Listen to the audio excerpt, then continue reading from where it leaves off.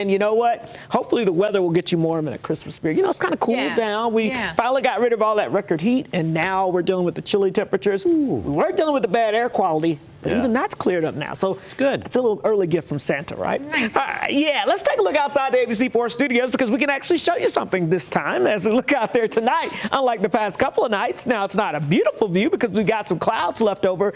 Those clouds slowly clearing out, but they are actually acting kind of like a blanket right now outside of the studio. So our temperature only at 35 degrees. Now, if you don't have the clouds, you're going to have clear skies out there. So that's just the difference that the cloud cover actually makes across the area. Let me show you these temperatures because, again, outside of Salt Lake City where we're seeing those clouds, we've got 25 in Logan, 27 in Ogden. It's 23 in Heber right now, 23 in Delta. It's 21 in Milford.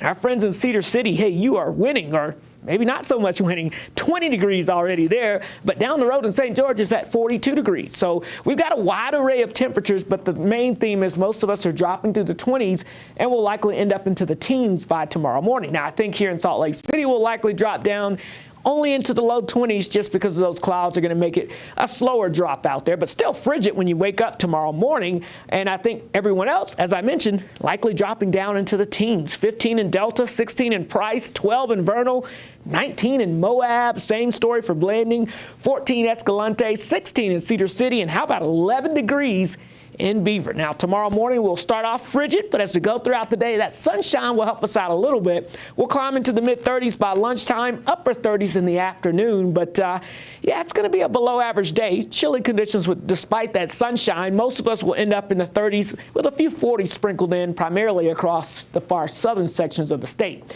Here's more good news for you. The air quality forecast for tomorrow, for the most part, in the green with, again, some of the metro areas maybe sneaking in that moderate category, but it'll be the low end of the moderate category, not the higher end. So still should be some much better air quality.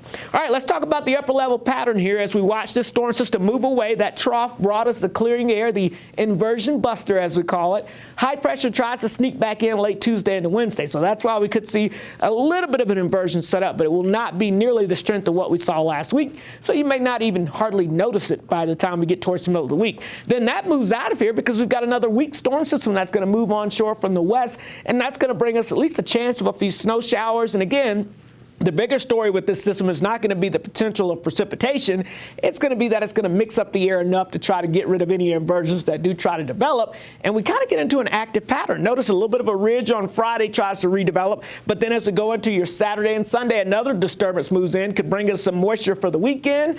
We get a bit of a ridge again on Sunday and Monday. And then another system maybe waiting in the wings after that. So we're clearing out that smog today.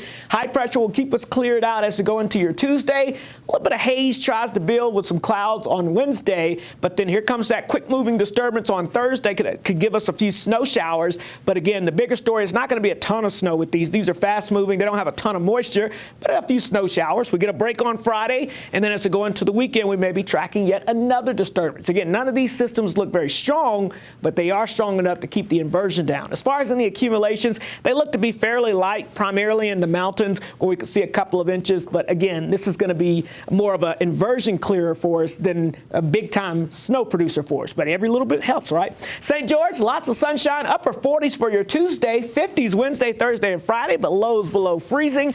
It's looking to remain primarily dry down south. And then as we get towards your the Wasatch Front forecast here, we're looking at, again, a chilly day for us tomorrow. Then after that, though, we get a little warmer, then a little cooler with a couple of chances of some precipitation, and overall, good air quality. Hey, that's great news. That is great news. That's great news. After last week, I appreciate it much more.